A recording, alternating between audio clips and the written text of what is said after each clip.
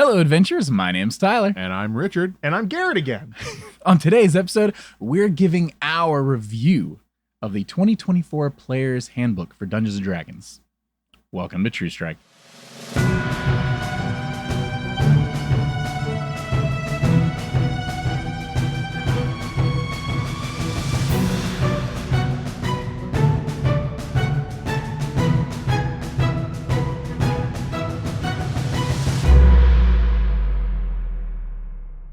Howdy, folks, and welcome back to the show. What's up, y'all? We still have Garrett in the studio. I really hope this one comes out second because I said Garrett again, and now we've got still have. It's definitely coming out If this second. somehow flip-flops, it's going to be real confusing for people. So yeah, last time we had Garrett on, we were talking about our major likes and dislikes. This time we're talking about the book as a whole, so not just nitpicking it into the ground. Instead, we're just going to talk about the whole book and what we like and or dislike about it. Which in will general. still involve nitpicking it into the ground. Yeah, just not so specific. Yeah, exactly. Or maybe more specific. Yeah, well, I guess so, yeah. For you, 1 week has passed since Yes. you've listened to this. For me, approximately 13 minutes have passed, so I still have not finished reading the entire book. Still haven't finished. However, Has it been about 13 minutes? Wow, okay. I have a vague understanding of most of the book. These two, Richard representing True Strike proper, and Garrett, who's actually wearing a True Strike shirt. So who has more pool? You decide. I also won last week, so. Oh, that's true. Last week. I'm convinced Garrett read this book within the first hour and a half of actually having it in his hands. Oh, I'm not kidding you. So little backstory, inside baseball. You guys picked this book up for me because I couldn't make it to Gen Con. So I came to pick it up in what was basically like a weird D&D drug deal. And I brought my brother with me, not because I wanted the car companion, but because I needed someone to read this book to me as I was driving home. So my brother Parker just started reading all of the things. I was like, okay, sorry, read me the section on the druid because I really want to know about the druid stuff. Let's go. And he just started reading me stuff, and that's why he was there. Yep. So yeah, you finished this book long before I did. I had a lot of stuff going on. I was sick. I tried to read while I was sick. I think it made me more sick trying to read. Oh no. Yeah. So I ended up having to put it off, and I read it when I was on our trip in Daytona. I was able to read through the entire book. So Garrett actually reminded me. Richard and I have copies that were provided by Wizards of the Coast for review. No money was exchanged, anything like that. They just gave us the book without expectations of what we would say, positive or negative. Our opinions are our own. Garrett, though, if you don't trust me and Richard, his was paid with cold hard cash. So Cold hard cash, aka I Venmo'd them. yes. Yeah. Cold hard Venmo. Credit. Yeah. So feel free to take his opinion at a full dollar value. Full dollar value. Excluding tax. They gave me a lot of candied bacon, so. Oh my gosh, so much. Oh, that's a candied bribe. bacon. You can't say that. Exactly. Yeah. No. I mean. Yeah. Man, yeah, you got candy bacon from them more than once. Oh yeah. No, for sure. I made sure that They had you back for more. That candied bacon budget. So honestly, tell me right now, Richard Cullen, Uh-oh. Zone of Truth. Zone of Truth. Did the candied bacon affect your views of the Player's Handbook? No, it did not. Okay. It affected my views on how I wish to watch D&D events moving forward. This is true. I want candied bacon present at all of them now. And drinks. That was nice. Everything was great. God, But no, it didn't. it was the didn't only way affect to me. experience that game, and if you didn't experience it that way, you missed out. Make candy bacon at home and go watch it on YouTube. Sure, that's just as good. Yes. What? Is it because I didn't get to watch it in person? No, I didn't have candied bacon. Did you Is that have what gave candy me bacon at home? No. Mhm. You know how hard it is to candy bacon? Yeah, I know, but I never will. Me neither. They made it for me. I've never Make somebody tried it. else candy it for me. Richard got to enjoy candy bacon and milk and cookies while hanging out next to Chris Perkins wearing a wizard hat. That's pretty cool. Yeah, that's pretty neat. Did you ever upload that photo? No, I don't think so. We should put that up on Instagram. I was honestly not sure if he was mad-libbing or if this was a real This thing. is No, a it's factual event that happened to us. Yeah, and I tried to get him to talk about Sigil because I was pointing out the fact that they were bringing out monitors on the stage, and I was like, "That's Sigil, isn't it?" And he was all like, "They're putting monitors on the stage? Weird." Yeah. Sigil. He's Sigil. wrong. Sigil. It's okay to be wrong. Sigil. Yep, Sigil. That's right. RG. Sigil. We'll fix that in post. Sigil. He's just gonna be saying Sigil over and over again. We, Just Richard's voice. Yeah, Sigil. Sigil. So now, normally I would ask right off the jump on this episode, because we do this all the time, what your overall thought of this book is, Tyler. I'm still going to ask you. Yeah. So everything I have so far, right? So hard read, like full on every single word, like zeroed in under a microscope. I have read the first 14 pages of this book. Okay. That is as far as I was able to get with home life the way it is. Did those 14 pages exceed your expectations of this book thus far? Yes. Yes, Nice. they did. And that's mostly thanks to the fact that learning to play the game is the very first chapter of this book. Nice. And that was excellent. Did I also thumb through the classes and species and the rules glossary and things like that? Yes. We did that night. Did I deep dive feats and things like that? No, which is why last episode I learned some things. Feats have changed a lot.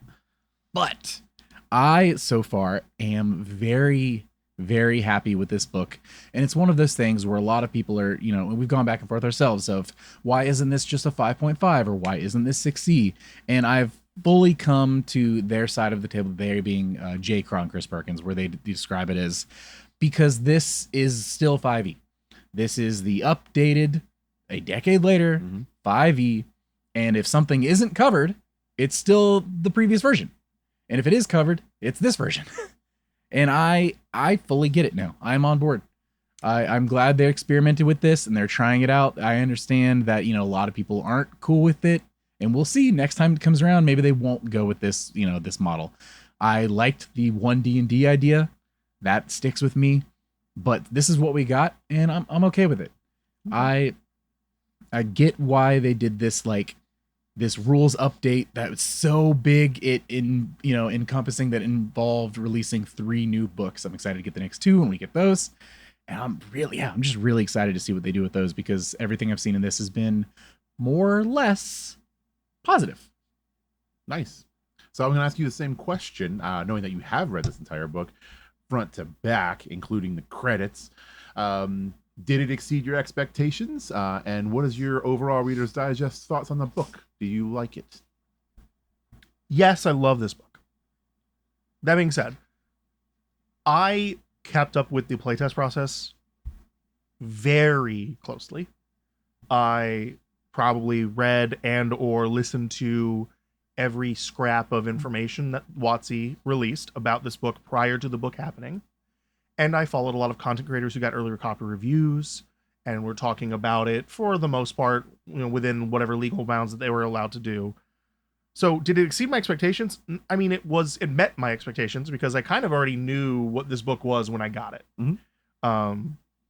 But it is exactly what I wanted this book to be, which is taking a lot of, not all, but a lot of the old content out of the 2014 rule set and updating it to be more in line with, if you look at 5th edition over the decade that it has existed, there's a very clear line that they drew around the time that Tasha's Cauldron of Everything and Mordenkainen's Monsters of the Multiverse came out. Those books shifted the design goals from the team very heavily. And you could see a lot of design decisions that just differed wildly from the Player's Handbook and even from just Xanathar's, which was even more recent than the Player's Handbook, obviously. So they needed to update things because they were now making these content drops from Tasha's and from Mordenkainen's and all of these other things that were doing things the old rules just couldn't really support as well. And even if they could support them, they were outpacing them, if that makes any sense. The monks that were released in Tasha's were so much better than the 2014 monks. The clerics were so much better than 2014 clerics. It was just like a kind of a power creep situation. So I like that they went back and said, okay, well, let's take all of that old core stuff and let's lift it up. So now they can all stand side by side. So I like it for that aspect of it for 100% for sure. I do have a little bit of an issue with what Tyler said, which is also what WOTC has said, which is it's compatible with all the 2014 stuff. It's not really. It is for most of it. it's really hard to make some things work. First thing that comes to mind, for example, is the Shepherd Druid. That subclass just doesn't work. It's broken with the way that the current summoning rules work for summoning spells. There are other small things, you know, not everything is like this, but like there are some things in older books that are not going to work the same way. Yeah. And you're going to have to adjust. There's a lot of like the species that are older, you know, are going to have to be like, well, that's not really how these species work anymore. Let's adjust them.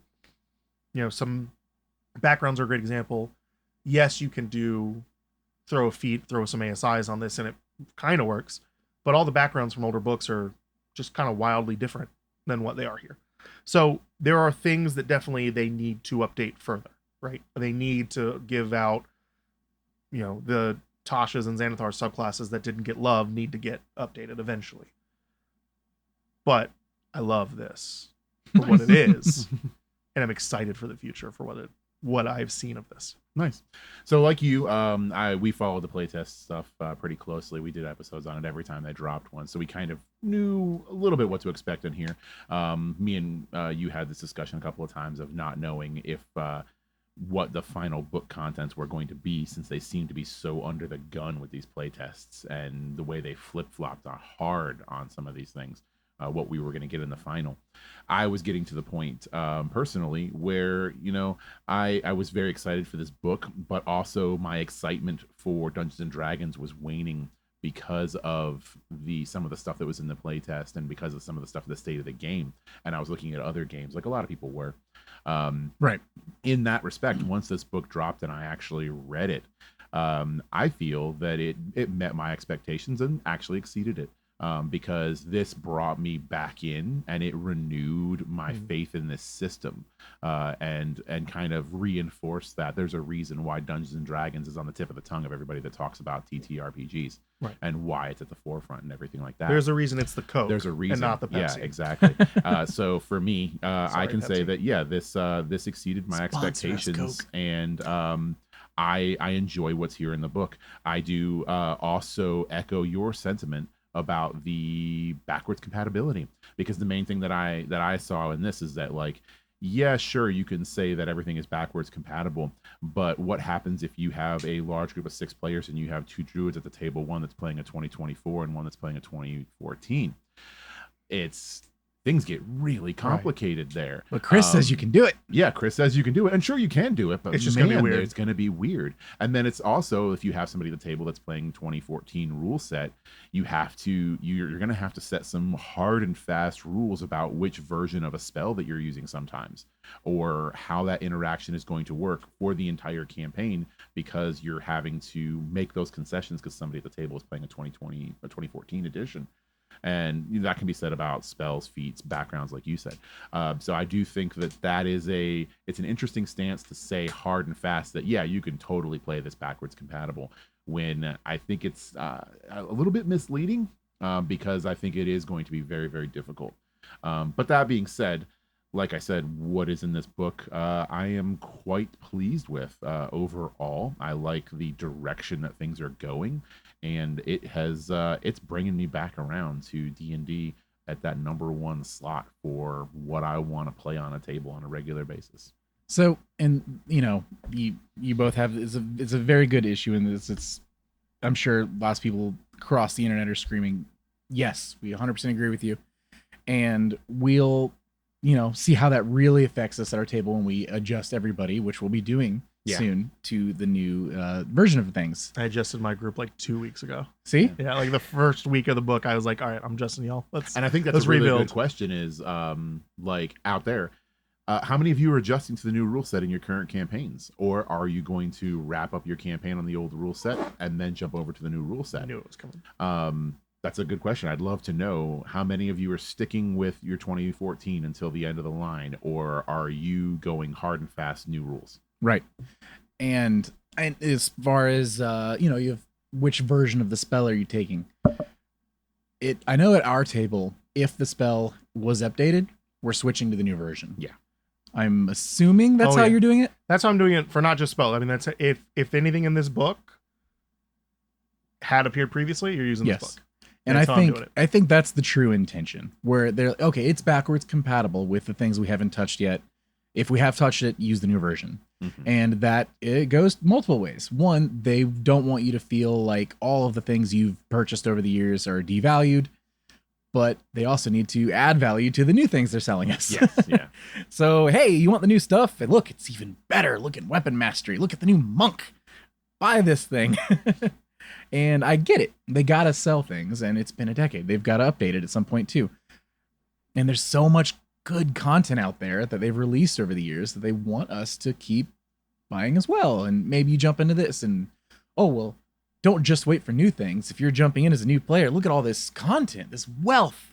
You could just go up in the back, and it's affordable because a lot of these books have come down in cost. And we'll see. I want to see how some of these reprints go, especially with, Penguin Random House and stuff like that. Yeah. Are they going to keep printing some of the older books, or are they going to eventually kind of phase them out once the stock's gone? I really want to see what comes next after. Actually, you would know better than the two podcasters who talk about this stuff every week. What's the roadmap after these 3 core books? So know is a strong word. I don't know what the roadmap is, but I have an idea of what the No is a roadmap complete sentence, no matter how it's spelled. Right. First off, I think that the next thing that they're going to be doing is probably more adventure stuff. I don't think that the next thing will be a player supplement. But I'm pretty confident that the next player-facing book after the 3 core rulebooks drops will be a Xanathar and Tasha's.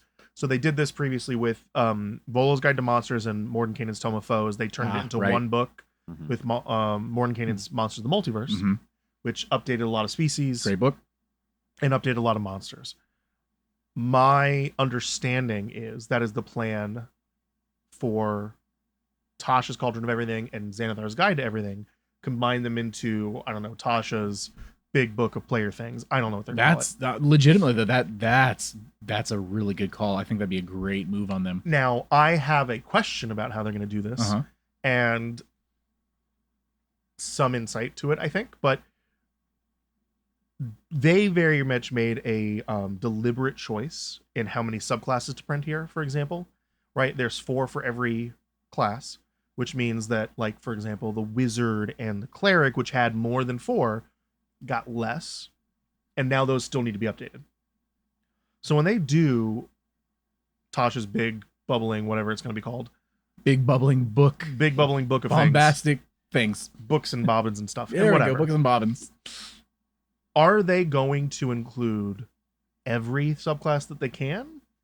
Or, more likely, are they going to do another, here's 4 more for everything? Yeah. And if they do that, now you're going to say, okay, well, Scribe, Wizard, and Bladesinger, you are in Tasha's, but you're not going to be in this book because we still need to update the Transmuter and the Enchanter and the Necromancer and the Conjurer. So those are going to get updated first. Clerics, there's only room for 1 because there's 3 more cleric subclasses from the Player's Handbook that didn't get updated. So there's a lot of cleric stuff that could probably use an update. Peace Domain and Twilight Domain could definitely use some number tuning. Forge Cleric is very popular. Like, Grave Cleric still exists. There's no Death Cleric yet. Like, which one of those are going to get touched? So there's choices that they're going to have to make. And that is, do we just say, let's get as many of these as we can get in? Or do we do, again, 4, 4, 4, 4, 4 all the way across the board?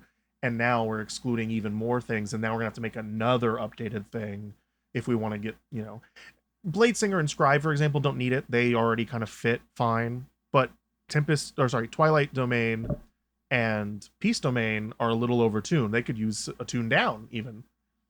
You can't do that and also tune up the rest of the Player's Handbook stuff and still only have 4. So it's going to be interesting to see what kind of choices they make and where they make them. My gut is telling me that they will drop some of them.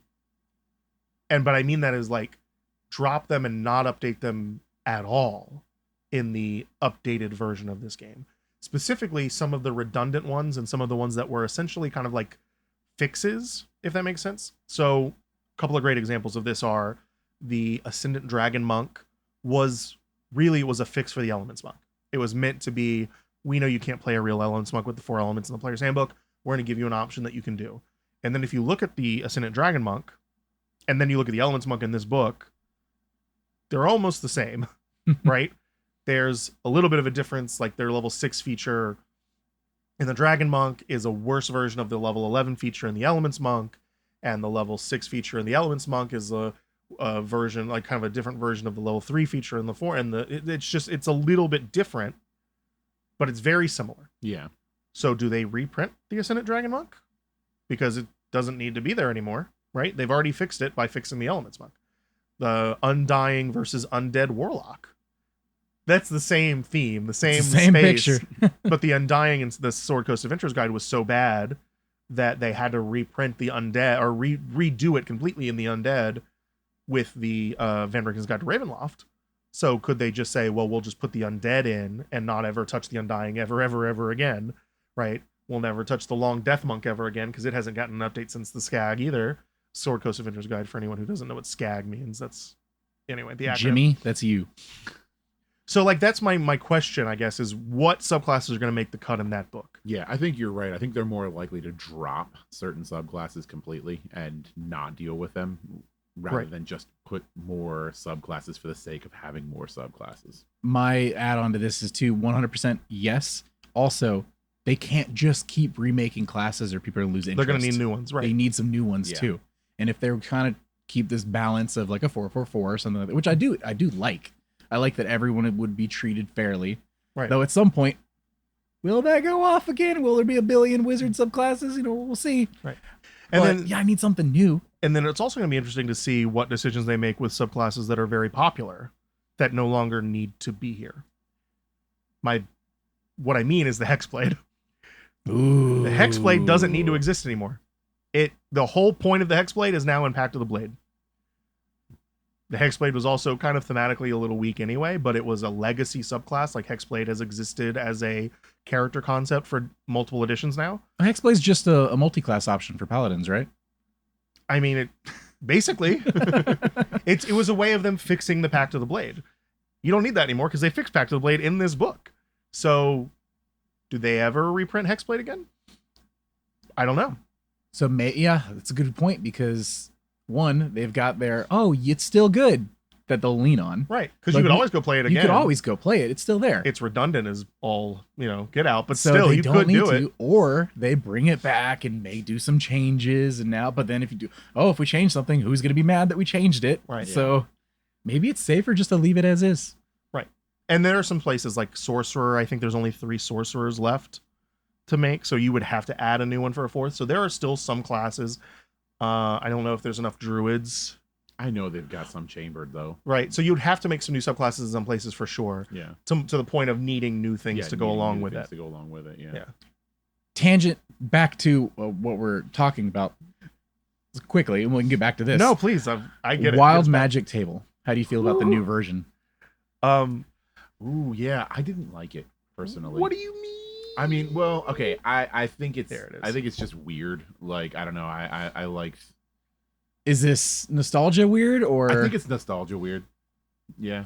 We play at our home table with a Wild Magic table with 300 options. Yeah, on it. There's so many options on it. That's It's so ridiculous. It's too many. It's ridiculous. So them fine tuning this down even further is a choice. Yeah, it is a choice, and I think that's the reason why is because like it's just I think it's the right choice. There's just less options on there. So I'm not saying it's the wrong choice. Brain immediately looks at it as a negative. So the thing about it is that I don't think there are less options. In fact, I think you could argue that there might be more options, right? So what they essentially did is they took a lot of the options that were doing a lot of the similar things. Like every option to cast a spell is now, instead of it being 6 options, it's now all in one grouping and then small grouping of table. Sub down from there. So instead of 1 and 2 being this effect, it's now 1, 2, 3, and 4 is this effect. And so certainly there's been some paring down. Sure. But now, like in the random spell section, there's now 10 random spells in here. Yeah. So that's 4 sections, but that's 10 different effects from your roll. Yeah. That's technically a little bit of an increase.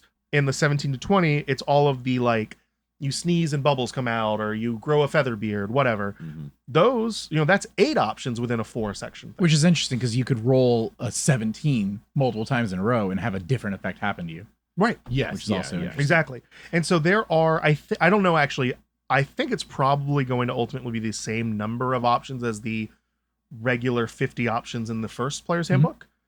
But it feels like there might be more here just because of the different tables that there are. Like the 5 to 8 is the one that basically was, here's your summoning of a monster. Now it summons 4 different monsters depending on which one you roll, right? And then I think there's only one more that does a roll. Yeah.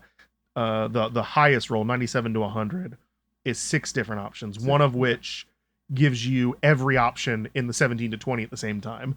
So Rad. there's just so many things that can happen. I think ultimately it's probably the exact same or maybe slightly more, slightly less options. They just condensed it and made it more effective for the person playing the Wild Magic Sorcerer. Because I don't know if you guys have ever had this issue happen where a player in your game says, I'm going to build a Wild Magic Sorcerer today. And every other player goes, Every single time. every time. And you know why? It's not because the wild magic isn't fun thematically or conceptually. It's because if you play a Wild Magic Sorcerer and your first spell you roll on the Wild Magic table, there's a non-0% chance you fireball everybody and kill the whole party instantly. 2%. That is too much for anyone, much less a level 1 character. You shouldn't be able to kill everybody instantly as a level 1 character. So giving that, like now the fireball option, right? It's hidden in between. It's hidden in the between a others, different yeah. option, but it no longer says you fireball yourself. It just says you cast fireball. Cast fireball, yeah. And that's fine, because if you cast fireball randomly, that's like, oh wow, I can't believe Wild Magic did this. And happily, it didn't do it to us. Yeah. It did it to the enemies. That's the thing. There's still negative effects for the player. There's still, I get turned into a table plant or a potted plant or whatever it is. Question. Which one turns you into a potted plant? It's not what you think it is. Is it not? No. Did they ruin the It's joke? 37 to 40. Why would they now. do this to Yeah. us? This is a trash table. They need Yeah. to go back and fix I noticed it. that too, and I was like, Oh, boy. man, whatever. Why the joke's still there, but they didn't do it correctly? Sacrifice had to be made. Wow. But the point is that I'm glad there weren't 4 backgrounds. Jeez. The point is, there are still bad things that can happen to the sorcerer, but there is no longer bad things that can happen to the sorcerer's friends. That's a So big deal. now the That's burden, huge. of playing a Wild Magic Sorcerer is not on the party. It is just on the person that chose it. Yeah. You mean And as that's what's important. as a fellow adventurer, I'm not going to take A fireball to the vulnerability face. to Right. slashing Right. damage. Exactly. You never have to worry. Like, there is just nothing is going to really hurt you because your friend decided to play That's big. this. That's I really mean, big. My most recent experience with Wild Magic Sorcerer is just watching his weight fluctuate. So, and I was actually going to mention that because you said any things that were similar, they kind of bunched up anyway and stuff like that. We have a table of 300 options, and our Wild Magic Barbarian, I'm not going to explain why they have roll on a magic table. They just do. They also do the D8. That's Reasons. separate. They have gained and lost weight in one form or another, probably 4 or 5 times now. Oh, it's and we're talking more 300 than- options. Yeah. And out of 300 options, they've probably found 5 different ways of gaining or Of losing gaining weight or losing from one weight. part of the body or another. Or Well, size so- in general. Yes. So to me, and I don't want to criticize, I don't know who made your table that you're using. I don't want to criticize any designer. But to me, that is like, why do you need 300 options if 50 options are all gaining weight Yeah. or losing Yeah. weight, right? That could just be one option on a 100-point table, and it's taking up less space, Right. right? So I think that is what is better here, is that make the space efficient. Yeah. Like I said, I'm not mad about it. mean- I think mine is mostly just nostalgia. Because I'm a little mad I about look at it and like my knee-jerk reaction is, it's smaller. 42, man. But yeah, that 42 movement, that was weird. 42 now gives you a teleport on as a bonus action for the next minute. I'm actually a little upset. I mean, you could have, they could have just flipped They those could two. just switch They them. could have just switched them. First errata. Yes, exactly. Yeah. The most important one. General chapter layout. What do you guys feel about it, this book? Ooh, I love the layout. The way they have laid things out in this book, it makes sense now, which is just nice. I like where everything just it has its place, and it seems deliberate now instead of just random, just having stuff all over the book. There might be a couple things that I would maybe move here, just for, I guess, ease of use on certain things, but it's nitpicky. Like, equipment being really close to the end is interesting, considering it's moved up in a lot of other games closer to the beginning of character creating characters. Yeah, so equipment being closer to the end, but like I said, this is really say spells are also towards the spells end, right? are like after equipment. Yeah, I mean, Spells are the end of the book, right before I think right before the beast stat blocks. Yeah, so I mean, could they be somewhere else? Yes, but again, but the thing is, like, if you put the spells up closer, then what are you putting back there? Are you putting species in the back of the book? Yep. Well, so looking here, look, chapter 5 is feats, 6 is equipment, and 7 is spells. 7 is spells. It's 3 things you're choosing. Yeah. From while creating a character.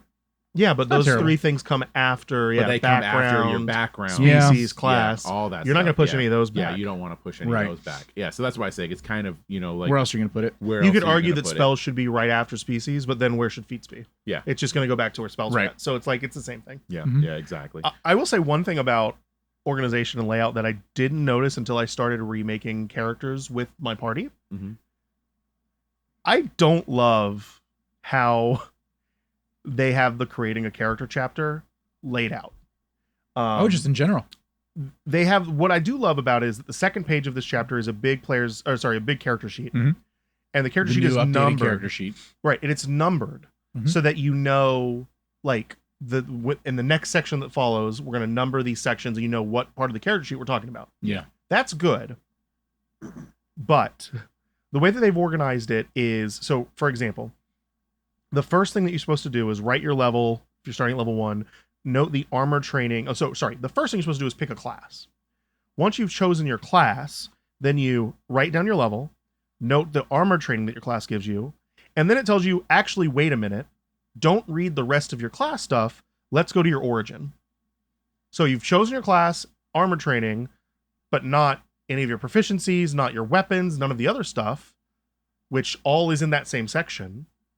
Instead, they're like, actually, before you get to that part, we need to go to the background because your background gives you skills so you don't overlap them with your class, which comes before this, but you need to pick this first, and it's out of order. And the book literally says, hold that thought. It literally says, hold that thought right there. And, like, I get it, but if you just jump right into, like, if you're a veteran D&D player and you skip the how do you make a character part because you know how to make a character, you don't really know how to make a character in this book.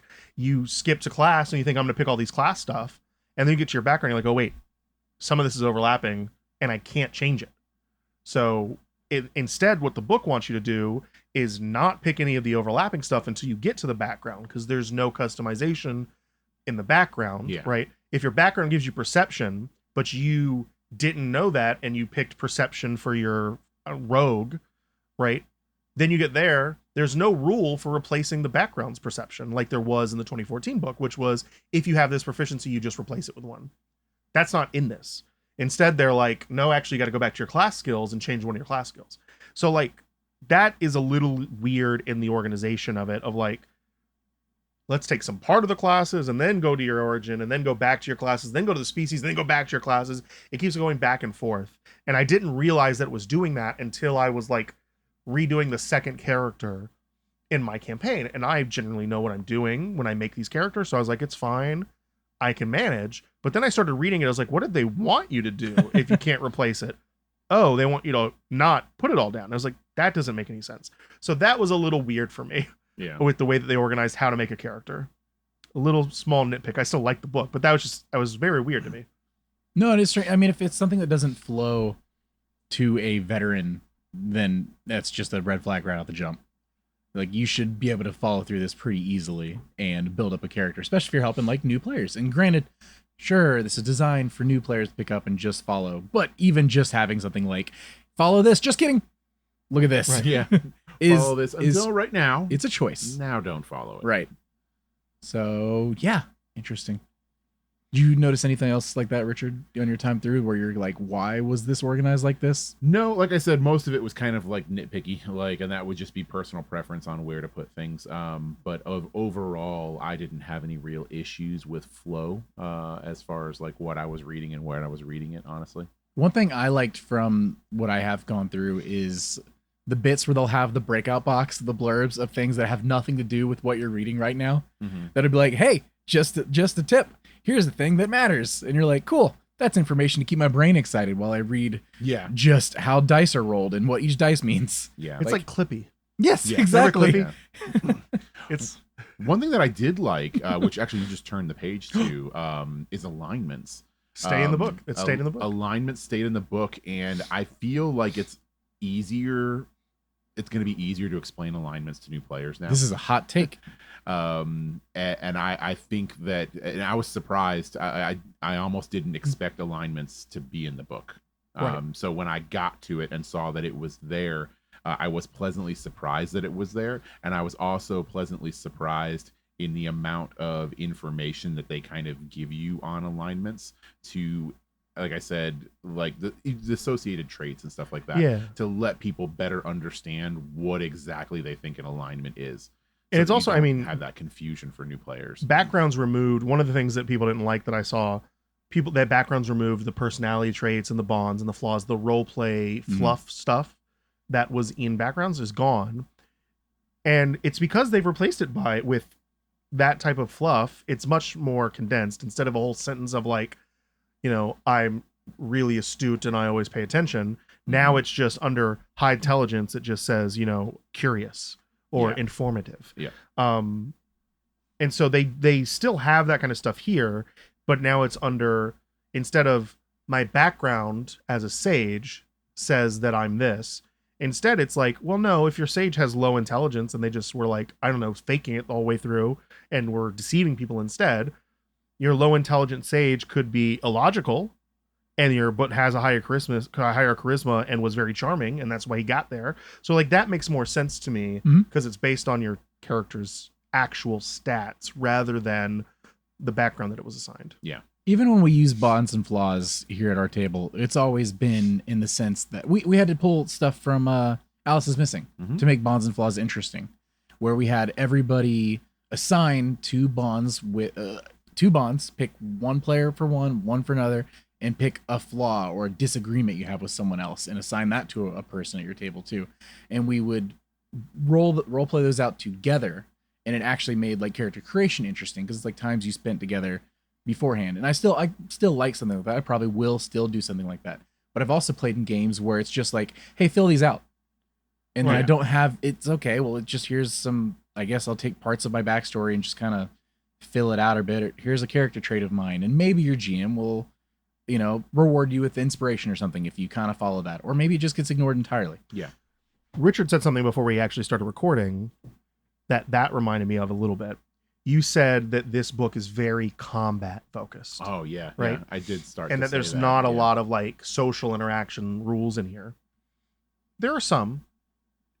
But what I think is important to remember about TTRPGs, and especially one like D&D, one, it did start as a combat simulator. That's what Chainmail was originally before it turned into what it is now.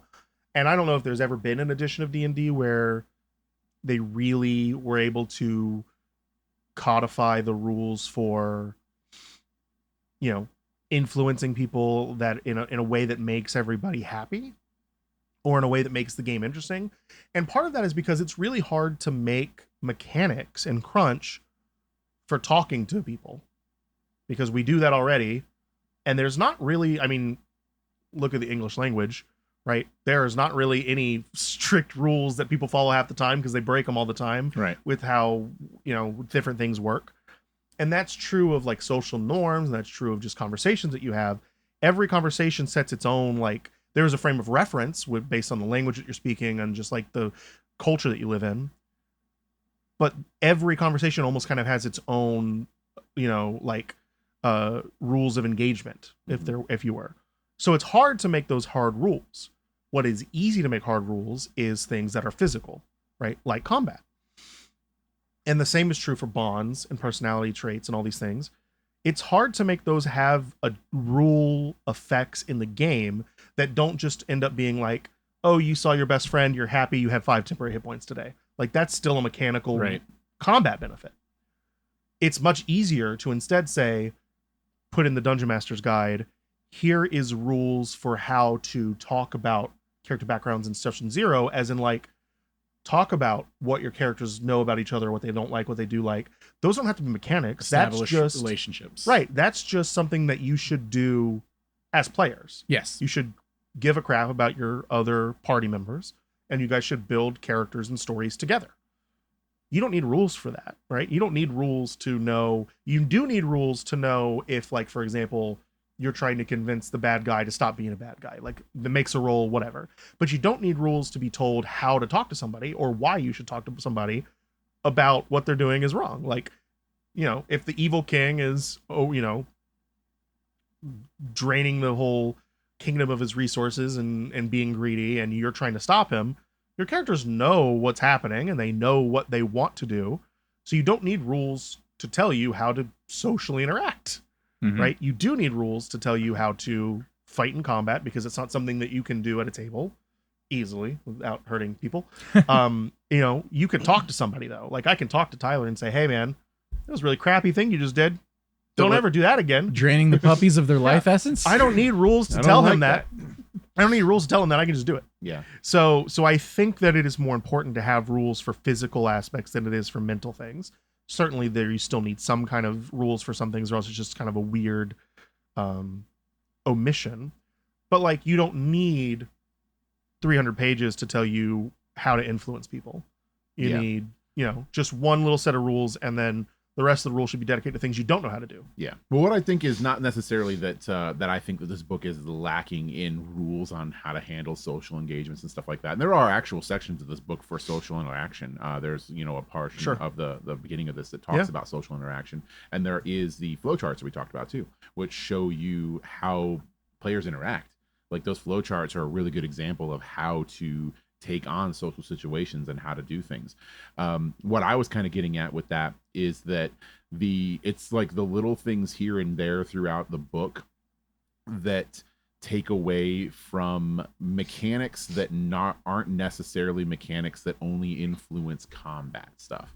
So this is going back to, like, things like keen mind and observant and stuff like that, which not to harp on anything like that, but just when reading other books and other systems where there are a lot more information for players and rule sets available for players that offer more to the game than just fighting, then it gives you a little bit more to go on to have the representation of the game be something that isn't just a grind fest, that isn't just, this is a game about fighting and this is a game about being superheroes. And there is obvious, like, power creep here. Like, some of these classes are the most powerful that we have ever seen players that version of that, at a table. I think that was intentional. Like, and it's huge. And this is a power fantasy. People want to be that hero. Yeah. They don't want to be the townsfolk or anything like that. I mean, weapon mastery alone just leans into that. When I look at this game, so I look at this book, and then I look at some other books that I have for some other systems, I see a game here that is essentially a killing machine generator, right? And it's kind of hard to explain, but what I see here is a book on how to make the most efficient killer that you can. And I look at another book and I see rules and mechanics for fighting, and I see rules and mechanics for combat, but I also see a book that shows you how to be another person, how to role play, how to exist in a world that is not the one that you currently live in. And this seems to lean heavily into the, I'm a death machine, which is not a bad thing at all.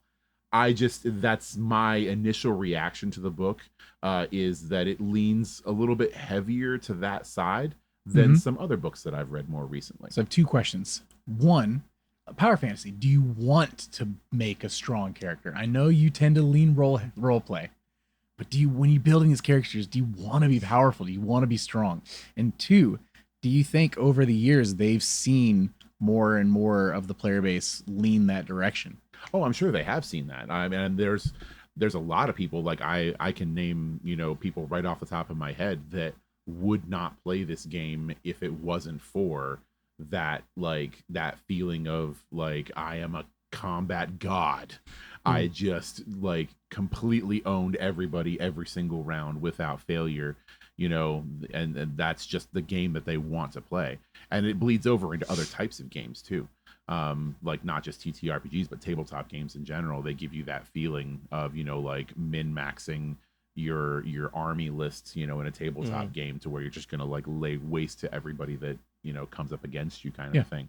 I definitely think that they see that, and they see what people want, and this is something that a lot of people do want. And I don't fault them for that at all. But I do think that this book does pull back a little bit, and on that other version of the game, the being in another place and being another person, and focus a little bit heavier on this power, because like I said, like, these are the strongest we've ever seen some of these classes and subclasses. Sure. Every single one of these abilities, like if you look at any one of these classes, almost every single ability is just combat oriented. Every single thing that you get at your milestones for every couple levels, and everything that you do, is all about how to more efficiently kill people as you level up, not how to have more unique mechanics on how to interact with the world that you're in that don't involve me stabbing you in the heart. I can think of a few in a lot of the classes. In fact, I can think of probably a few in almost all of them. Well, I'm just saying in comparison to other games. Sure. But I mean, like, so my thing. Ranger's Deft Explorer feature is about exploration. Ranger's Roving feature is about exploration. Rogue's Thieves' Cant is about social interaction. Reliable Talent is about skill checks, which is not a combat related mechanic. There's a lot that are, Druid has druidic, and a lot of the spellcasting are not combat spells, and so on and so. I mean, I can keep going, but like, my point, I guess, there are two things here. One, it is more, to me at least, it is more fun when you're playing, when you're in a combat. It's more fun to have hard rules so you know what's going on and you don't feel cheated. When you're in a social interaction, it's more fun to be rules light, because you're not, it's hard to make rules for talking to people. Well, yeah, I'm not looking for rules to talk to people at all. Now, as far as, so that's why I think that a lot of this is very focused on, combat, because it's, the rules are more important in the combat than they are in the social part. And it's truth, same is kind of true for environment, but there's a lot more of exploration rules in the classes, with like move speeds and things like that, spell casting that do help exploration quite a lot. But the other thing I'll say is that we talked a lot about how cool it is to have the flow charts, here's how a session goes, right? The first one of those that appears in this chapter is social interaction. The very first example they give is, here's how to have a social interaction. And yes, only one of these is about a rule, but it still tells you, here's what active role playing is, here's what descriptive role playing is, here's an example of it, here's why an ability check might matter in that. And then the very next one after that, which by the way, it's 2 pages, it does actually also have an influencing NPC section. The very next flowchart that we get, exploration. The last flowchart is combat. So they are presenting the other two first, as these are as important of a pillar of the game. Mechanically speaking, sure, they're not as heavy in terms of crunch. But I do think that's really just so much more about what rules are needed to effectively run social interactions versus combat encounters. I think you need more rules for combat, and that's why I think there's more rules for combat. Oh yeah, you definitely need more rules for combat. There's no arguing that. It dips into this a little bit. Actually, this is a great little segue to this. And you mentioned Rangers specifically. Now that you've had a couple weeks, months, even you've been absorbing this information, the internet sentiment seems to be that the fun of Rangers has been sucked out of the class, and then now it's all about number crunchy combat stuff that Richard mentioned, and then you took away some of the flavor.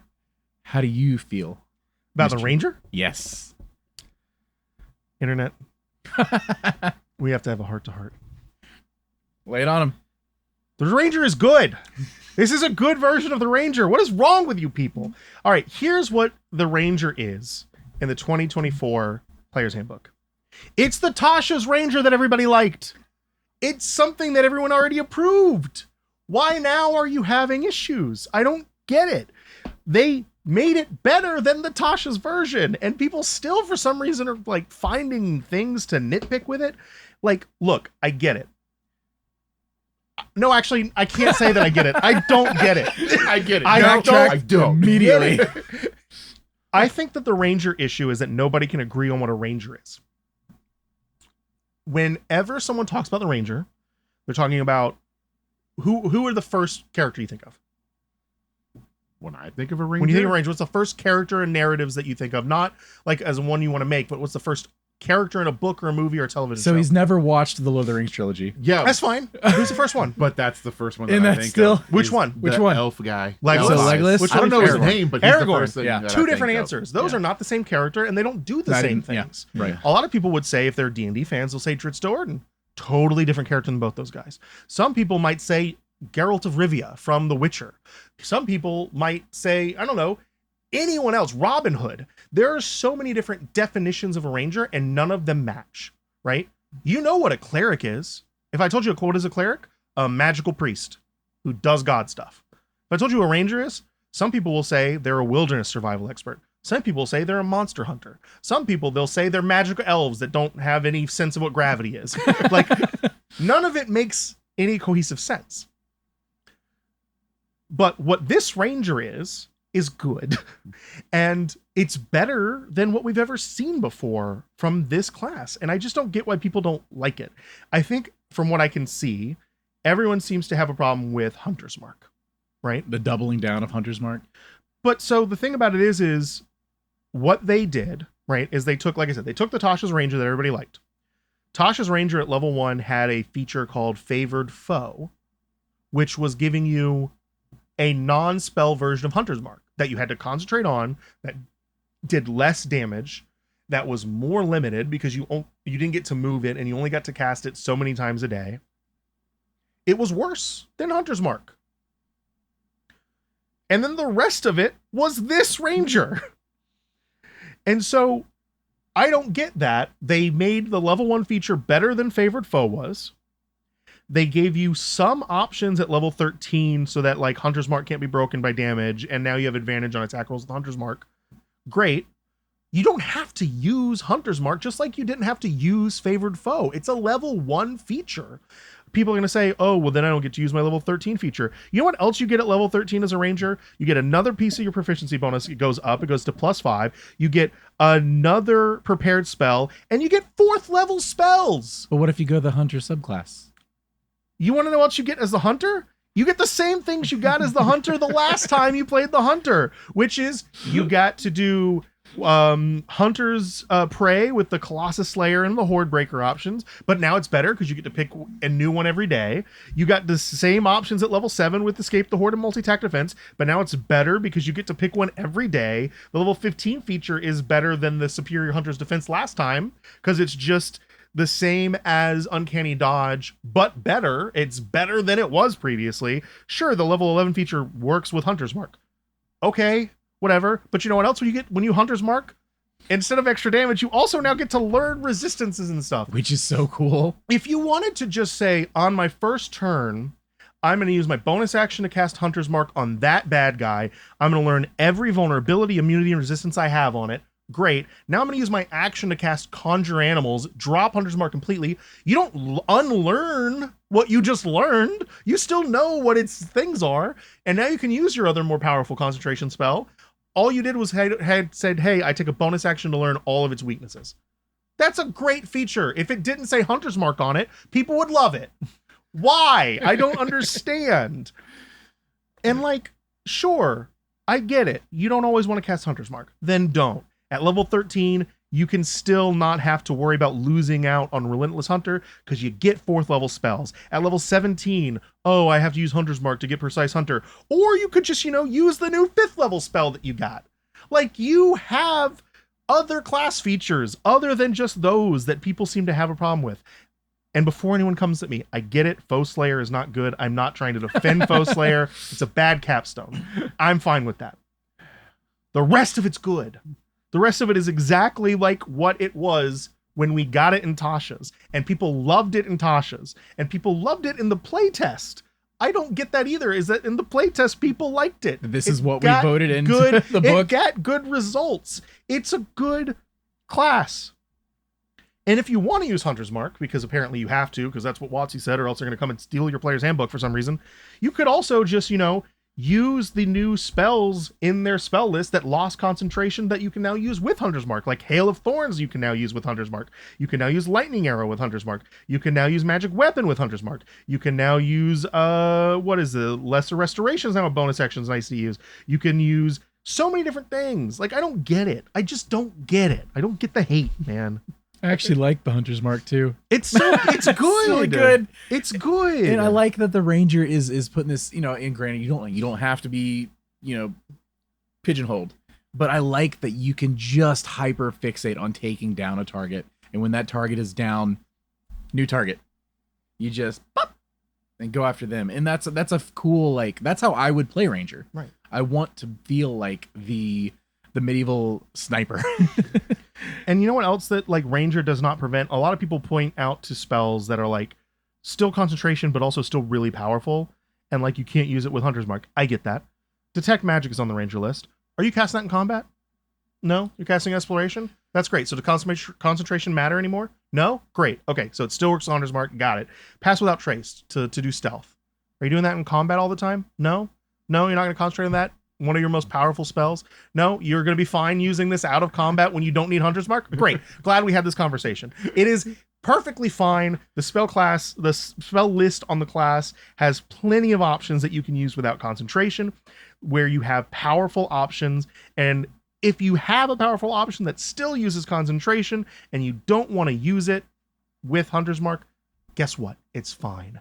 You're going to ignore a first level class feature and cast powerful spells. Rangers are good. Speaking of class features, Richard, how do you feel about the new Paladin? The new Paladin?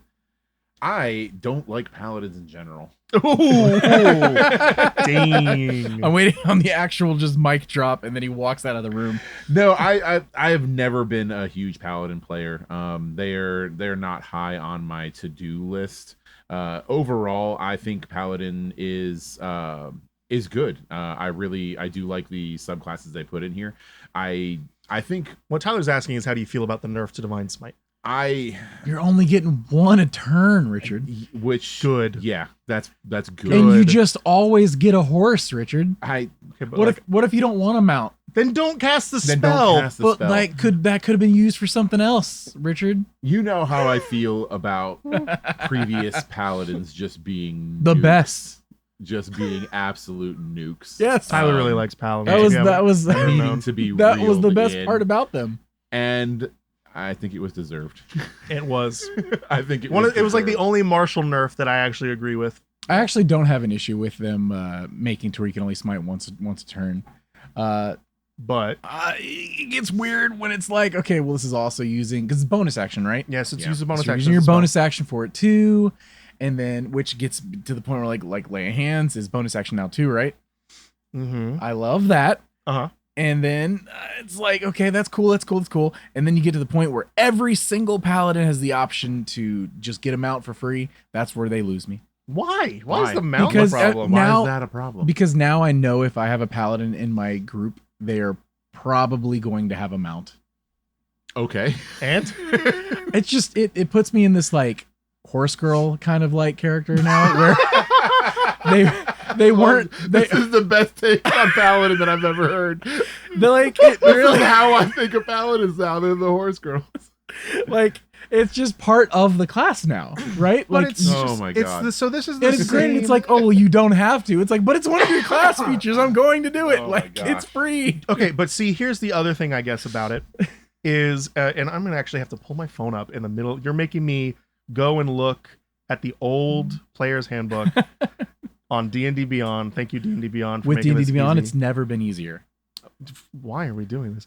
Okay, so let's look at the table for the Paladin. You know what else they got at level 5 in the old player's handbook? What was that? Nothing. Extra attack. They Obviously. still get it They here. still get it at level 5 here. You're complaining about a feature that they gave to the paladins for free. No. It didn't replace anything. I'm complaining that every single paladin will always just probably do it because Why not? they're going to feel like they need to. No, they don't.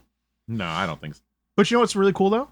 The fact that a paladin can now be like, hey man, God, or whoever I'm talking to, whatever God I'm Wherever talking you to. are up there, down there, wherever I would you are. really like to have a Pegasus steed. They Yeah. can do that now. Also, another thing about it too is that, yeah, sure, they all have paladin steeds, whatever. Mhm. Great. The steeds are different. There are 3 varieties. You think every paladin is going to be like, I just want the celestial one? No, somebody's going to be like, I want to ride a nightmare. I'll take Yeah. the fiend one. I want to ride Nightmare's great. I want to ride a unicorn. Let me take the fey They're all one. horse girls, Tim. They're all horse girls. They're different. Different horse girls. They're still horse girls. And so maybe it's time that the horse girl got a class. But that's the thing. It's like you've got the single target sniper ranger, and you've got the horse girl paladin. They're ruining my classes. What? And the monk's too good. They just hit everybody Now all the I time. know you're just messing with us. What's a subclass you don't like?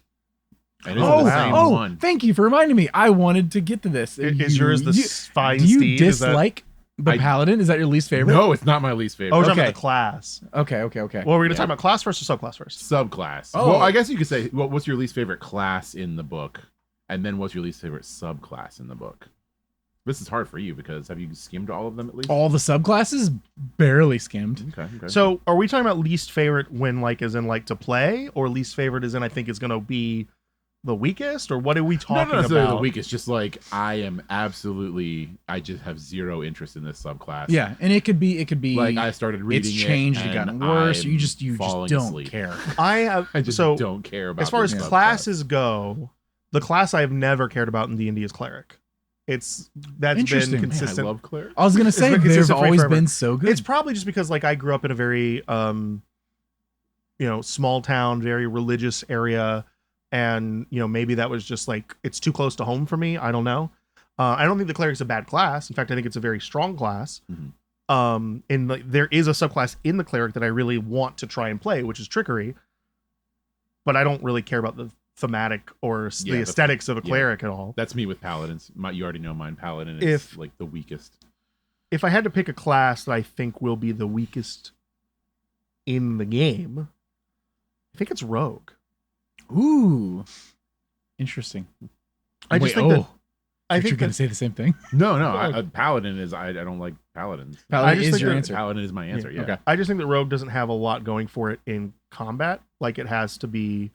I think you have to play a rogue really, really smart to make it effective. I think that's intentional though. Sure, it could be, Yeah. Mm. but Like if we were to play right now, Yeah. if we were to play this game right now, pulling just from this book, I think I would make a rogue right now.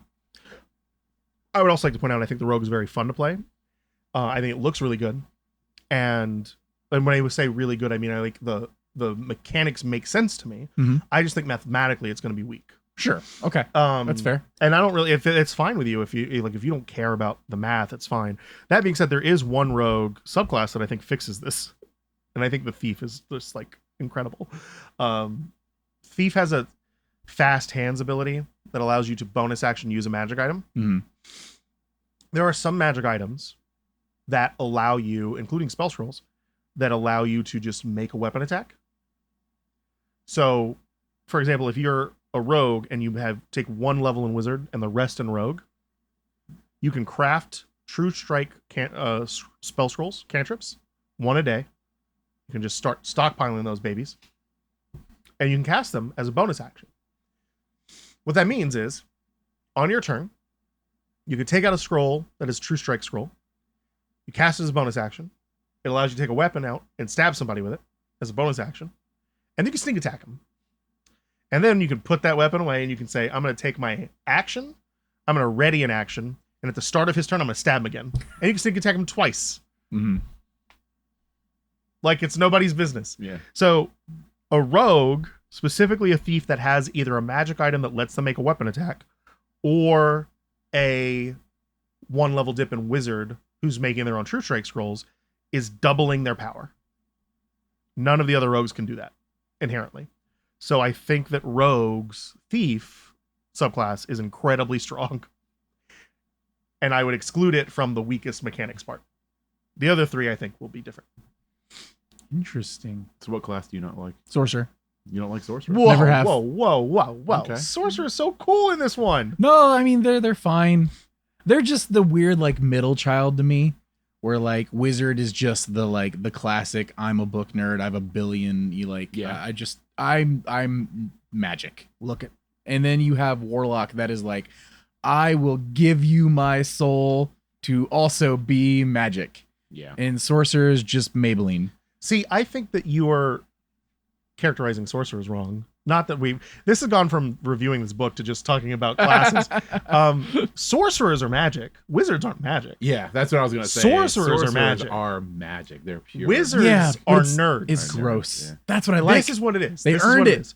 They earned it. the wizard, the sorcerer, the warlock, the cleric, the druid, and the wizard, and the bard. Meet in a are bar. all of the 6 Tavern. core class full casters are all high school cliques. Wizards are the math geeks that learn everything. Sorcerers are the jocks who are born naturally gifted. Warlocks are the goths, because obviously, do we need to continue?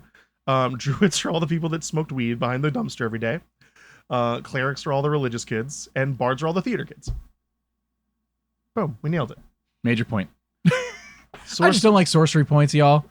I don't want to. Oh, It's just more math than my math. Something my else? other part B answer to this is druids, because they didn't go with the stat blocks that I No. wanted from the playtest for Wild Shape. That is it. I think the templates is a fun idea and concept, but a really hard idea to make actually feel fun. And I think it feels more fun when you're actually picking. What I do wish they would have done is I wish that the monsters in the back had 3 beasts per CR level for the Moon Druid. Mm. And for other druids too. Like every druid can just pick the ones in the back here. Right. Perfectly fine. You never have to worry about going anywhere else. Moon druids have to go to the monster manual.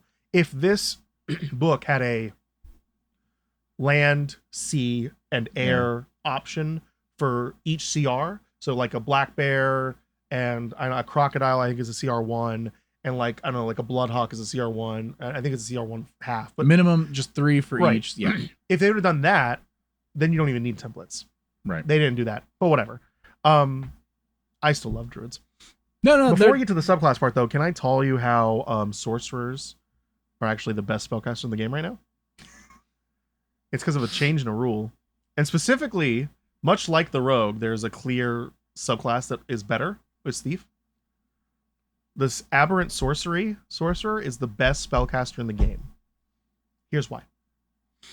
There was a change to the bonus action spell rule, right? Now, you can only cast 1 spell with a spell slot per turn. It no longer matters what action you use. Well, the good news for sorcerers, especially for psionic sorcerers, is that psionic sorcery at level 6 says that you can cast any of these psionic spells from your spell table using sorcery points and not using a spell slot. Yeah. They are the only spellcasting class that cheats the spellcasting system now. This is why your non-player's handbook witch is about to get a lot stronger.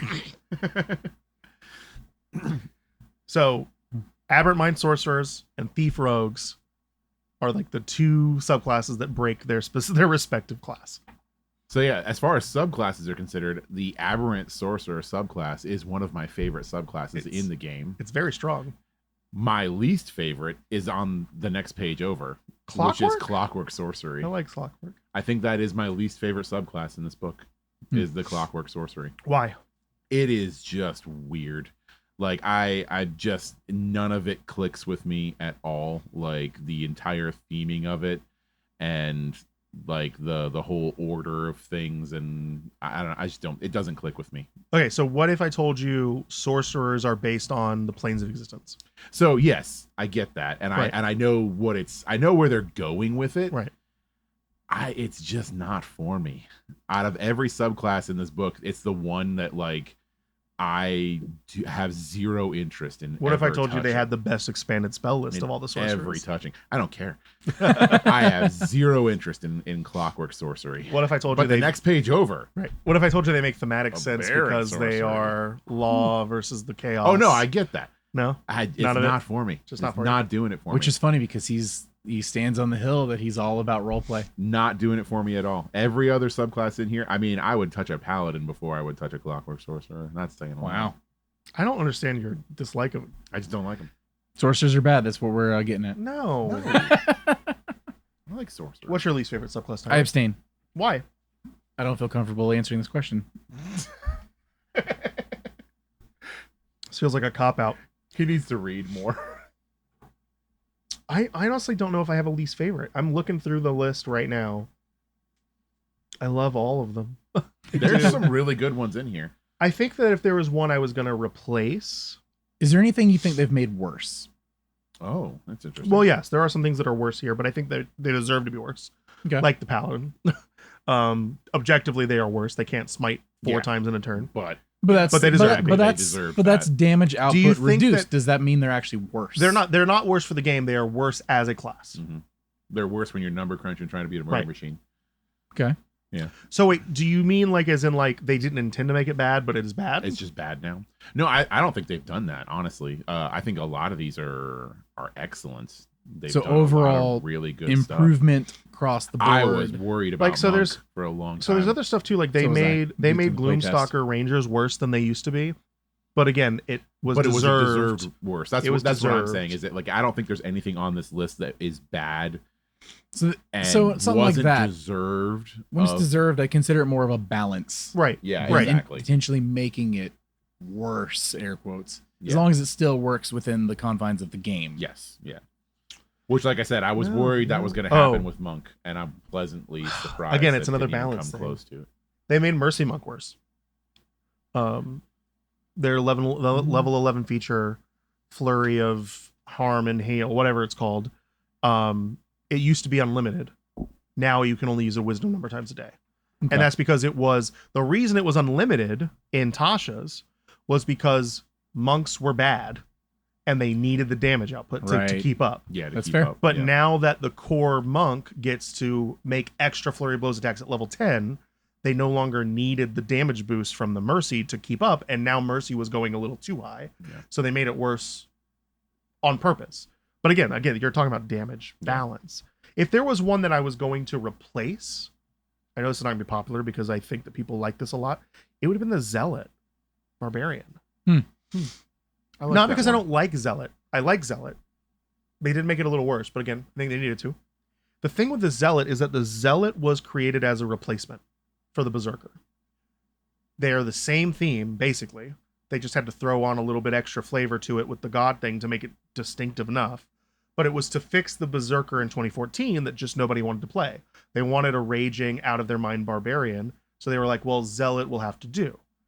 Right? They did the same thing with, Gloomstalker was kind of a fix for all of the Rangers.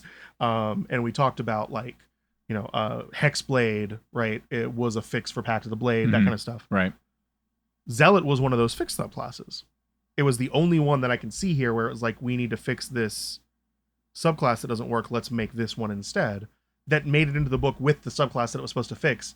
And now they both just kind of do the same thing, but the Berserker does it a little better. Yeah. And so I'm just like, I get that they gave it some healing ability so that it could have something else to go for it. But I don't know. I think there are other cooler options for Barbarian. I would love to have seen the Storm Herald updated, or the Ancestral Guardians really good, or even just the Wild Magic or the Beast one from Tasha's, I think would have been cool here. And it's interesting because they already limited themselves by adding World Tree. Right. Because now you can't add 2 updates. You have to have 1. Right. So why choose something similar? Yeah. Wild Magic would have been a cool one. I know why they did it. It's because they were again, because they tried to do thematic pairs. Wild Heart is about animals. World Tree is about plants. Yeah. Berserker is about unfiltered Rage. rage, and then Zealot's blind devotion. Yeah. Devotion So there's range, yeah. there still is a They're thematic trying to go core with that there, dichotomy of things. but it's just like I think there are more interesting options. Yeah. Is all. Something we haven't touched on fully yet, and it'll still be, I think it'll be quick. But just shout out to the art department. Oh, it's so good. This yeah. is a gorgeous piece of work. I cannot wait to look through the monster manual. Oh, the monster manual is going to be Woo! gorgeous. Yeah, that was the first thing that I like as soon as we got our hands on this book and I started flipping through. Mhm.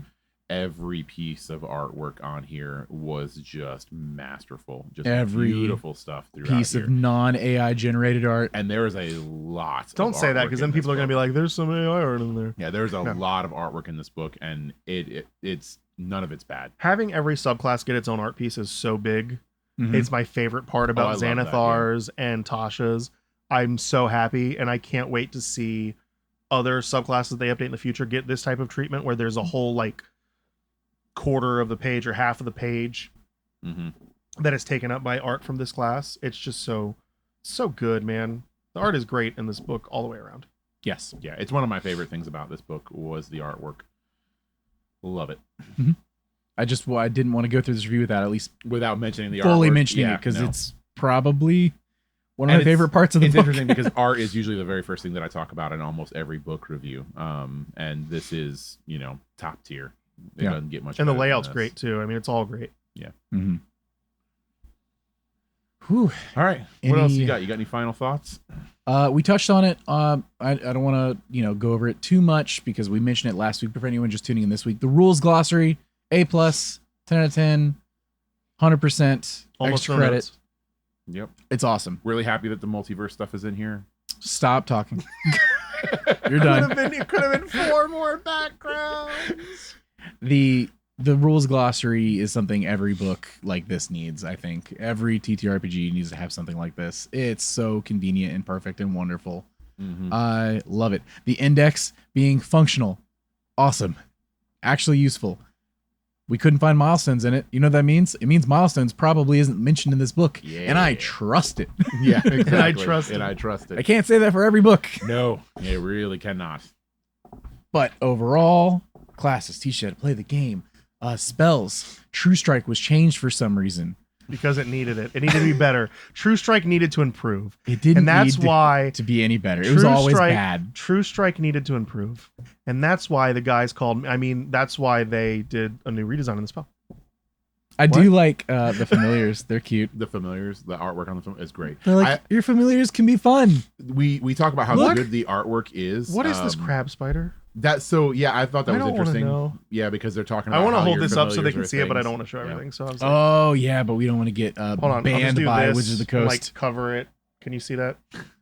It's a crab spider right there. I don't like it. But artwork Watsy, is please don't good. remove this. But artwork is also incredibly informative in this book when you get to like things like weapons and you get to see all the artwork for the weapons. That is great for people that don't know what medieval weaponry looks like. That goes even Yes. further into things like Yes, armor. I'm so glad they show all that. Artwork that shows you what armor looks like and what armor is. Artwork can be very informative. I do not want to ruin your point that you just made because I do agree with it for the most part. But I do want to say, because there are people out there that are going to say this, so I'll be the first one to do it. If you look at the art in this book, you still don't know what medieval weaponry looks like. You mean Well, the gun? okay. True. You have a Medieval better idea. firearms. Medieval You have a better firearms. idea. You have a better idea what of the difference something between like is. a Yeah. glaive and a halberd are for sure. Yeah. But it is not all perfectly It's accurate. not all perfectly and which is fine. accurate. It's meant to be a fantasy version of it anyway. Yeah. No, I like. But I do agree with you. I love the art pieces. Yes, that the art pieces give you a better visualization of what it is that we're talking about and what you're reading in the book. And it's something we can't even look at right now, but we've saw pieces of it at Gen Con and things. But the fact that the Monsters Manual, they mentioned that the monsters will be in action of using Yes, yeah. attacks and Using things like attacks that, and so you can stuff like actually that. see what their like signature maneuvers look like. Yeah. The is- Green is Dragon cool. stat page was released online. It was like you can see it online if you look for it. I'm sure places have it. It looks so good. It's the very serpentine like Green Dragon using magic to manipulate what looks like little characters on a chessboard. It's and Being the stat able to- block's great. Being able to visualize magic, like seeing a spell being cast, Mhm. Very just nice. takes things to like another level. And And even like for something simple, like when you look at Ice Knife and you see like artwork that goes with Ice Knife, and it gives you this very clear visualization of what it looks like. I Absolutely. love that. and like nothing has ever made me want to use hide armor before, because hide armor is bad. It's a bad piece of armor set that you should only use if you can only afford hide armor. But this piece of art makes me kind of want to wear hide armor. If you would have asked me to draw splint armor, do you know if you would have figured out what it was? Art, yeah, would I have figured? Would it even look anything like that? You know, I mean, Right. No, I like it. Any other big topics or any key points in this book chapters otherwise you guys want to touch on? Oh, Ranger's good. I don't really have much. Like I said, overall, the book exceeded my expectations, and I am very happy with what's here. And reading through it got me super excited. Good. For more Dungeons and Dragons. The only other things I can think to bring up is that there are still like small wording issues where I'm like, great example of this. Did you know if you get stunned by a monk's stunning strike, you can still walk around? Oh, yes, this is one of the ones. The stun condition gives you incapacitated, and neither one of those conditions reduces your movement speed. So you can run around, but you can't do anything else. Yeah, you're just kind of like, which is weird. Right? But even you said like that, right? You're wobbly is how you picture it, right? yeah. Half movement speed, right? You're wobbly. Well, you're full movement speed. Yeah. That's the weird part about it is that stunned itself does not decrease your movement speed, right? But stunning strike on the monk has this on now a new feature about it is that when they save against your stunning strike, they take half of the effect. Right? Bingo. Half of the effect in their terms is you have the next attack roll against them has advantage because stunned, all attack rolls would, and then the target's speed is halved. So if you don't fully stun them, you decrease their speed. But if you do, you fully stun them, they can run anyway. Yeah. They can run Makes anyway. no sense. That feels like it needs to be a day one. Like, here's an errata: the stun condition or the incapacitation. One of them should say you have a speed of 0. You know what's funny is these are early copies. Oh, maybe it's different. There will be a day one update. I'm sure. Yeah. 100%, yeah. Even if not by print, Right. you know, I wouldn't be surprised. Of course. Some And words then- of wisdom. Some people are having a lot of discussion online about dual wielding and how that works with the weapon juggling system. A and the billion knit thing. attacks at level 4 or 5. First off, that's fun. Second off, people are like saying you can now dual wield and use the Nick property without ever actually have a shield in one hand and a sword that you just keep pulling it out and for.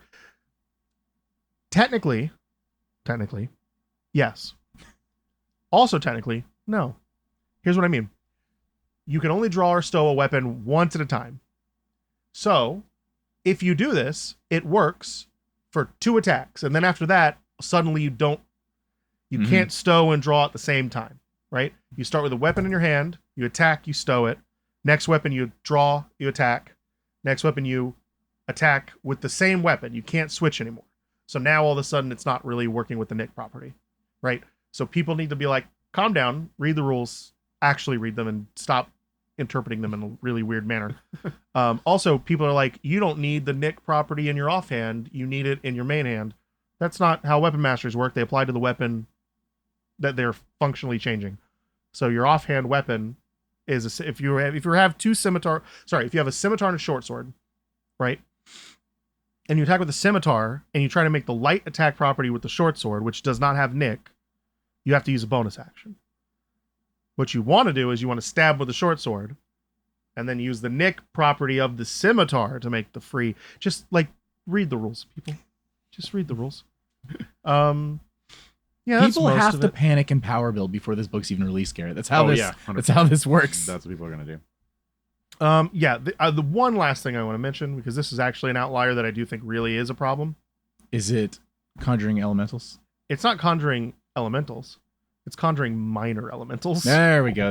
This spell is a little bit crazy. Are we talking about the like 500 damage in one attack situation? So, yes. So do you know how this works? Have you heard anything about this? I haven't heard about this one. All right. So conjure minor elementals says this. You conjure spirits from the elemental plane that flirt around you or flint around you, whatever, in a 15-foot emanation for the duration. Until the spell ends, any attack you make deals an extra 2d8 damage when you hit with a creature in the emanation. The damage is acid, cold, fire, lightning, your choice. In addition, the ground in the emanation is difficult terrain, right? Mhm. All of that, totally fine. Nothing wrong inherently. It's a 4th level spell that costs an action to cast. It does a little bit more damage than Spirit Shroud, which is a 3rd level spell that costs a bonus action. So the numbers all make sense. Here's the problem. Using a higher level spell slot says the damage increases by 2d8 for each spell slot above 4th level. You're effectively doubling the effect of it at level 5, Mhm. tripling it at level 6, quadrupling, so on and so forth. It is too much in terms of upcasting. Now, for the most part, this is not going to really matter. Because what class is going to really be able to abuse this, right? Is what you're thinking. Druids get this spell, but they don't get it until like, what? 7th level. And then it's really only good when you upcast it. So you have to wait till 9th, 11th, so on and so forth. Whatever. Wizards get this spell, same thing. Now the wizard, it's a little bit more difficult because wizards, unlike druids, can just spam something like Ray of Fire. Is that what it's called? Fire? No. Is it Ray of Flame, Ray of Fire? What is the spell called? Why can't I remember it? I'm also blinking. My brain went to Firebolt, which is not correct. Ray. What is that spell? Is it not in the player's handbook? Anyway, the one that is the fire spell at level 2 that does 3 rays of flames that I cannot remember for the life of me right now. Now that 2d8 applies to every single ray. That's really powerful. Where it's really busted is on Valor Bards. Because Valor Bards can replace an attack with their attack action with a cantrip, right? Mhm. And at level 10, all bards get to choose cleric and wizard spells and druid spells. So if you take 1 level in Warlock to get Eldritch Blast, and then the rest in Valor Bard, you are now doing 4 Eldritch Blasts at higher levels for one of your attacks, and then you still get to attack again. It's too much. It is a bit too much. So this kind of does need a change. If you're a DM, the easiest thing to do with it is just to not let them upcast it, probably, honestly, or to just say it doesn't apply more than once, maybe. But it should really apply more than once in a fair situation, if that makes sense. Another thing you could do is just say that the upcasting is only 1d8 for every other level spell going up. So like 1d8 at 6 stacking. and 1d8 at 8 instead of massive stacking, because it is too much as it currently is written. Yeah. That is the one place where I would say DMs and players be reasonable. This is a little busted. Fair. Yes. Are you still trying to look for like something? Yeah, I Rays of I fire, knew this yesterday. Fire rays, scorching ray. It's called Ray. scorching ray. That's what it is. I was like every version of the word fire or flame or something. And I was like, I can't find it. It's because it's not scorching, any of Yes, those. right? it's scorching. Yep. So we figured it out. Anyway, just don't abuse this, people, or abuse it right now before they fix it. Yeah. You've got until February. Do anything you want. Maybe less than that, honestly. And then I'm coming for you. Jeez. Richard.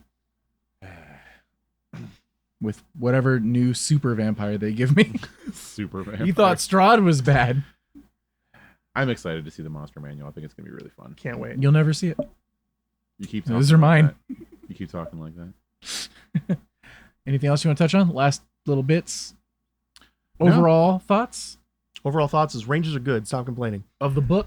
Is also good. Stop complaining. Except for the paladins, they're still bad. No, Of they're the still book? good. Stop complaining. Of the book, great. I loved it. I am going to keep reading it, even though I have actually finished it. I still want to read through it again. You never finished D&D, Richard. Yeah, You I just want start to a new read through it character. again because obviously there's some stuff that I missed in here or didn't fully grasp. So yeah, I want to go through with another pass.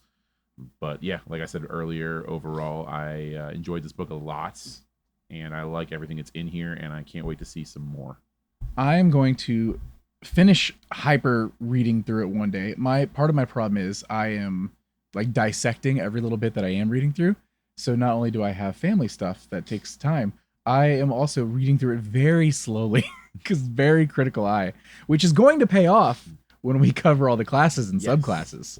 But until then, my thoughts so far are very positive. I haven't run into anything that I'm like a hugely dislike yet. There's a couple things I wish were different. Paladins don't eat horses. I don't get it. Aside from that, you never will. No, I won't. I don't get it. It's so cool. I really do enjoy this book. And thank you again, WOTC, for giving Richard and I one. Though that does not change my views on this book. I want to say that again, and I will always say it so that you don't act like I'm ignoring the fact that I got this book for free. Thank you. I want to joke and say I can be bought, WOTC. Please send me free stuff, but then I don't want to have to come on here and be like, well, guys, I retract that statement. I totally didn't mean to say that. You didn't mean it. So overall, it sounds like we're all pretty positive on this book. Yes, I'm super excited to see where they go with the Dungeon Master's Guide and the Monster Manual, because this is a great sign of things to come, and I'm hyped. Do you think it was necessary? Yes. Could we have just gotten away with what we had before? Or do you think this was truly necessary? We could have gotten away with what we had before. Well, we were for the longest time. Right, but I think this was necessary because you did say it brought your hype again about Dungeons and Dragons. Yeah, it needs a refresh. It needed a refresh, and this was exactly what it needed. I think it was an injection into it that it was necessary. And I'm very happy that this is the direction they went with instead of let's just make 6th edition. Yeah. Because 6th edition would have been like, well, now you don't get to keep any of the stuff that you've had. In a perfect world, every 10 years, they'll release a new player's handbook that is still 5th edition. A refresh. And it's just a refresh. And that's what 1 D&D was supposed to be. Right. And that'll just stay forever. And that way I can just be like, hey, I've got all of these books that I get to still use and all of these different cool things. And that's even with you saying earlier in the show that you don't think everything is backwards compatible. It doesn't. But 90% of it being backwards compatible is better than 0%. I agree entirely. Yep. So thank everyone for listening. If you're on YouTube, likes, appreciate, and subscription to all this stuff. We are on our road to 1,000. If you are on Spotify or Apple Podcasts or any of the other things, 5 stars are always cool. And comments are on Spotify. They have comments on there now, which is really cool. And we respond to everything usually. If we're feeling up to it. If we're feeling up to it. If you're mean, I'm not going If you send us free books, we'll comment. No. Yet again, thanks for the free book. But for now, I have been Tyler. And I've been Richard. And I've been annoying Garrett. And we've been True Strike. Oh, I didn't say it that time. Dang it. The worst thing he did all show was not say the thing. Wait, let's do it again one more time. Hey, adventurers. Thanks again for joining us today. Please be sure to give us a follow on your favorite podcasting platforms and YouTube. If there's any questions you'd like right into the show, you can hit us up on X, Threads, or Instagram. New episodes release every Tuesday at 2 p.m. Eastern. Thank you for listening to True Strike. True Strike. Bye.